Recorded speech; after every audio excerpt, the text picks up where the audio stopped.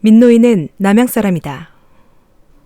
무신년 2인자의 난이 일어났을 때 싸움에 참가해 공을 세워 종삼품에 해당하는 첨사 벼슬을 얻었다. 그 뒤에 집으로 돌아와서는 다시는 벼슬길에 나가지 않았다. 그는 어려서부터 남보다 빨리 알아듣고 금세 깨달았다. 무엇보다 훌륭한 옛 인물들의 뛰어난 절개와 위대한 발자취를 간절히 그리워하여 각오를 북돋우고 마음을 굳게 세웠다. 매일 그분들의 남다른 일생을 읽을 때면 감탄하며 눈물을 흘리곤 했다. 7살 때 그는 방의 벽에다 큼지막하게 이런 글씨를 썼다. 향탁이 공자의 스승이 되던 나이이다. 12살이 되어선 진나라의 감나가 장수가 되던 나이이다 하고 썼고, 13살에는 외항마을의 아이가 초나라 장군 항우에게 자기 주장을 펼치던 나이이다 하고 썼다. 18살이 되어서는 곽거병이 흉노를 정벌하기 위해 기련산을 넘던 나이이다 하고 썼고, 24살에는 항우가 큰 뜻을 품고 오강을 건너던 나이이다 하고 썼다. 그러나 나이 40이 되도록 아무것도 이룬 바가 없어 더욱 큰 글씨로 맹자가 마음의 동요를 일으키지 않던 나이이다 하고 썼다. 이렇듯 해마다 글씨 쓰기를 게을리하지 않아 벽이 온통 까마귀처럼 시꺼멓게 되었다. 나이 70이 되자 그의 아내가 놀리며 말했다. 영감, 금년에는 까마귀를 그리지 않소? 민노인은 기뻐하며 맞장구를 쳤다. 써야지. 당신은 빨리 먹을 갈아주구려. 그러고는 큼지막한 글씨로 범증이 기묘한 계책을 좋아하던 나이다 하고 쓰는 것이었다. 이를 보던 아내가 화를 버럭 냈다. 계책이 아무리 기묘하다 한들 장차 언제 써보기나 한단 말이오. 민노인이 웃으며 말했다. 옛날 강태공은 나이 80에 장수가 되어 매처럼 용맹을 떨쳤다오. 지금 내 나이 강태공에 비한다면 어린 9벌이 지나지 않는 걸 뭘 그러오. 지난 갑술년, 즉 영조임금 30년에 내 나이는 18이었다. 오랫동안 우울증을 앓아 마음이 몹시 피곤한 상태였다. 음악이나 글씨, 그림 및 칼이나 검은고, 골동품 등의 취미를 붙여보기도 했고, 손님을 불러들여 우스갯소리나 옛날 이야기들을 듣는 등 이것저것 마음을 다독여 보아도 여전히 우울증은 풀리지 않았다. 그때 어떤 사람이 이런 말을 하는 것이었다. 민노인이란 분은 기이한 선비인데 노래도 잘하고 이야기도 구성재답니다. 말이 술술 거침없고 괴이하며 능청스럽기까지 해 듣는 사람들은 기분이 상쾌해지고 속이 뻥 뚫린답디다. 나는 이 말을 듣고 뛸 듯이 기뻐하며 민노인을 데리고 함께 와달라고 요청했다. 민노인이 왔을 때 나는 마침 사람들과 연주를 듣고 있었다. 민노인은 이러쿵 저러쿵 인사도 없이 퉁소 부는 사람을 유심히 보더니 다짜고짜 그의 따귀를 갈기는 것이었다. 그러고는 그를 크게 야단쳤다. 주인은 즐거워하는데 너는 왜 잔뜩 찌푸린 표정이냐? 나는 어이가 없어 그 까닭을 물었고, 민노인은 대답했다. 저놈 꼴을 보게. 눈을 부릅뜨고 얼굴에 핏대까지 올라왔으니 화를 낸 것이 아니라면 무엇이겠나? 나는 깔깔 웃고 말았다. 민노인은 계속 말을 이었다.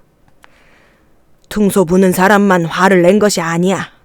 비리 부는 사람은 얼굴을 돌리고 훌쩍거리는 듯한 꼴이고, 장구 치는 사람은 이마를 잔뜩 찡그리며 걱정스러운 모습이야. 자리에 앉아 구경하는 사람들은 입을 꽉 다물어 몹시 겁먹은 듯한 모습이고, 종들도 웃고 떠드는 일조차 못하고 있자는가. 다들 굳어 꼿꼿하게 있으니 풍악을 신나게 즐길 수 없는 것이야. 나는 즉시 연주를 그만두게 하고는 민노인을 맞아들여 자리에 앉혔다. 민노인은 키가 유달리 작았고 흰 눈썹이 눈을 덮었다. 이름은 유신이고 나이는 73이라고 했다. 이어 내게 궁금한 듯 말을 꺼냈다. 자네는 무슨 병을 앓고 있는가? 머리가 아픈가? 아닙니다. 배가 아픈가? 아닙니다. 그렇다면 병이 아닌 게로군. 그러고는 문과 들창을 활짝 열어 젖히는 것이었다. 바람이 시원스레 들어오자 나는 차츰 마음이 상쾌해져 좀 전보다 기분이 훨씬 나아졌다. 나는 민노인에게 내 증세를 말했다. 특별히 입맛이 돌지 않고 밤에 잠이 오지 않는 게 제 병입니다. 민노인은 벌떡 일어나더니 느닷없이 내게 축하 인사를 했다. 나는 어리둥절하여 물었다. 어르신, 무얼 축하한다는 건지요? 자네 집은 가난한데 다행히도 입맛이 없다니 살림이 늘 것 아닌가? 잠을 못 자면 그만큼 밤을 더 사는 셈이니 갑절로 사는 게 아닌가? 살림이 늘고 갑절로 살면 오래 사는 데다 부자까지 되는 셈이니 어찌 축하를 안 하겠나? 조금 뒤에 밥상이 들어왔다. 나는 얼굴을 찌푸린 채 먹지는 않고 이것저것 깨작거리며 코를 킁킁대며 냄새만 맡고 있었다. 민노인이 갑자기 화를 내더니 일어나 가려 했다. 나는 당황하여 말렸다. 어르신, 어찌하여 화를 내고 가려 하십니까? 민노인이 불쾌한 듯 말했다. 자네는 손님을 불러다 놓고 함께 먹자는 말도 없이 혼자만 음식을 맛보니 예의가 없는 사람이군. 나는 황급히 사과하며 민노인을 다시 앉히고는 서둘러 민노인의 밥상을 차려오도록 했다. 민노인은 사양도 않고 팔을 걷어붙이더니 수저를 달그락거리며 맛있게 음식을 먹었다. 그 모습을 보고 있자 나도 갑자기 입에 침이 고이더니 마음이 뚫리고 코가 벌름거려 곧 예전처럼 밥을 먹게 되었다. 밤이 되자 민노인은 눈을 지그시 감더니 꼿꼿한 자세로 앉았다. 나는 일부러 말을 붙여보았다. 하지만 민노인은 여전히 입을 꽉 다문 채 꼼짝도 하지 않았다. 나는 너무 따분하고 지루했다. 한참 지나서야 민노인이 벌떡 일어나더니 촛불을 돋우고 내게 말했다. 나는 젊은 시절엔 책을 눈으로 한번 훑어보기만 해도 줄줄 외웠지. 아쉽게도 이젠 늙어버렸어. 왕년의 실력도 살필 겸 자네와 내기나 한판 해보세. 평생 본 적도 없는 책을 각자 두세 번씩 속으로 읽은 다음에 외우기로 하세나. 만일 한 글자라도 틀리면 벌을 받기로 단단히 약속을 정하세. 나는 민노인을 늙었다고 얕잡아보고 흔쾌히 승낙했다. 즉시 책꽂이에서 주례를 뽑아 그 가운데 민노인은 고공편을 선택하고 나는 충간편을 맡았다. 읽은 지 얼마 지나지 않아 민노인이 크게 외쳤다. 나는 이미 다 외웠네. 나는 아직 한 번도 읽지 못한 상황이었다.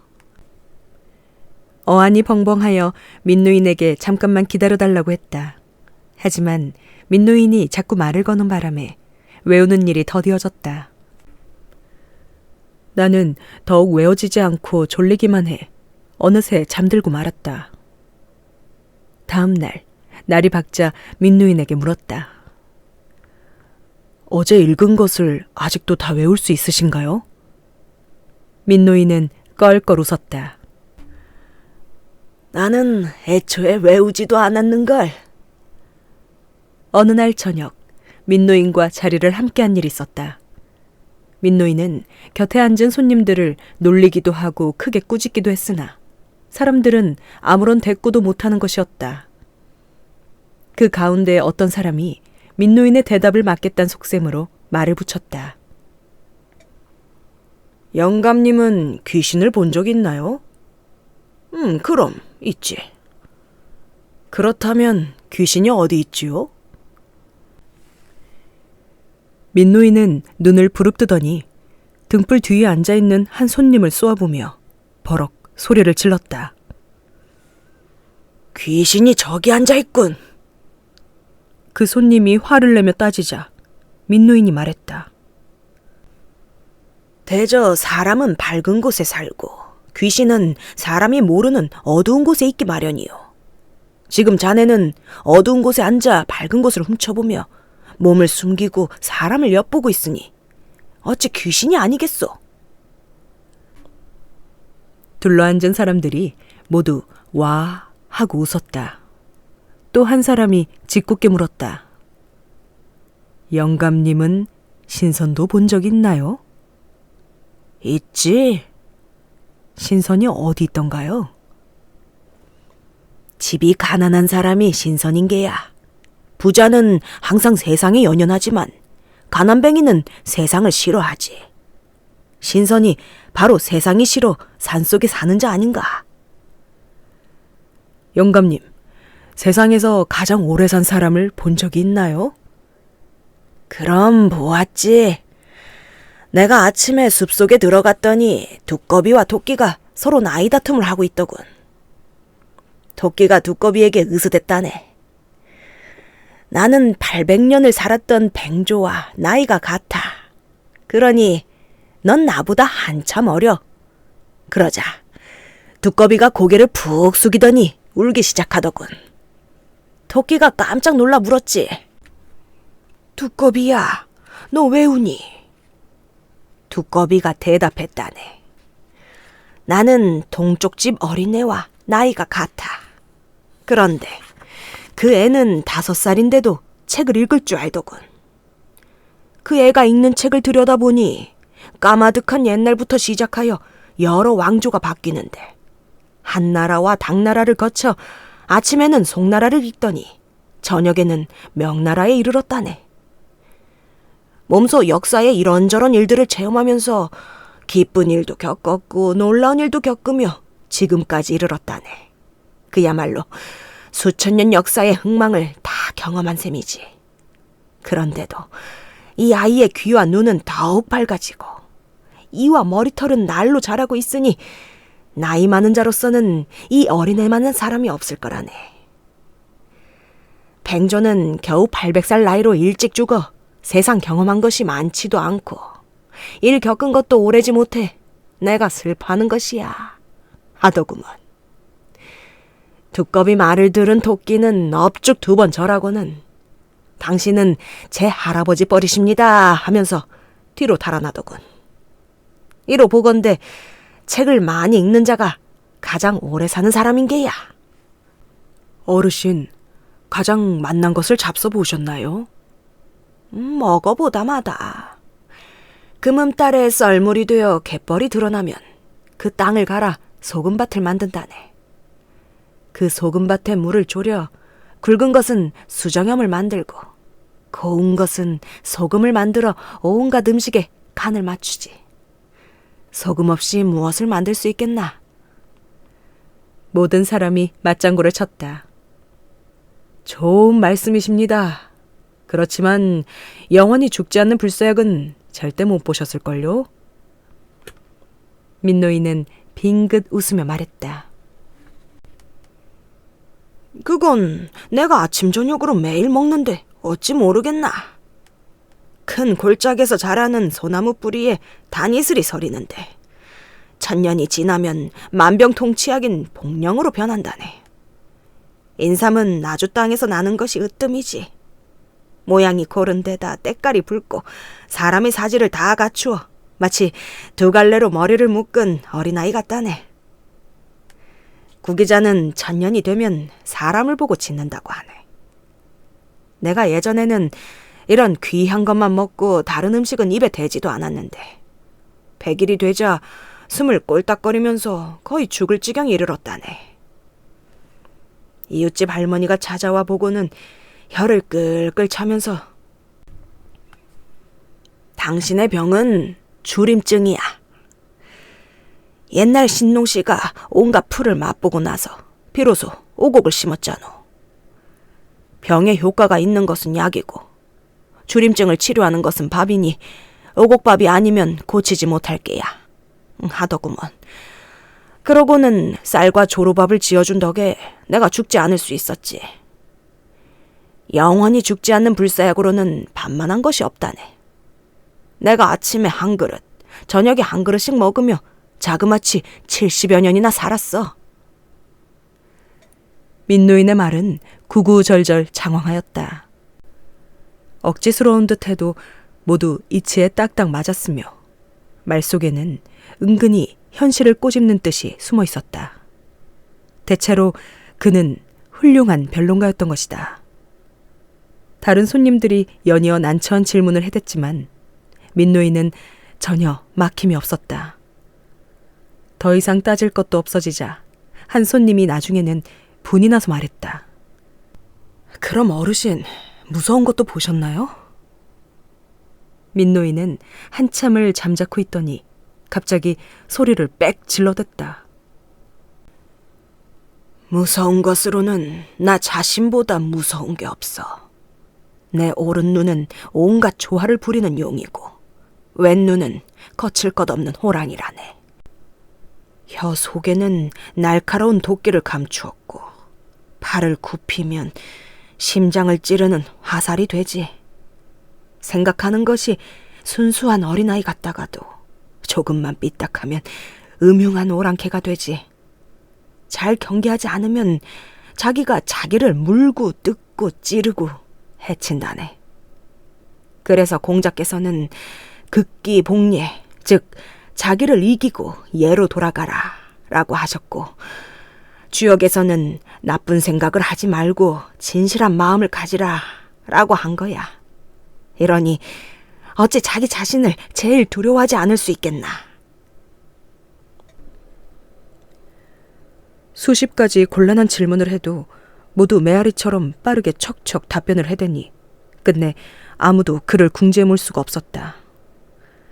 자기는 칭찬하고 높이면서 주위 사람은 조롱하거나 업신여기기도 하는데 사람들은 모두 배를 잡고 웃었다.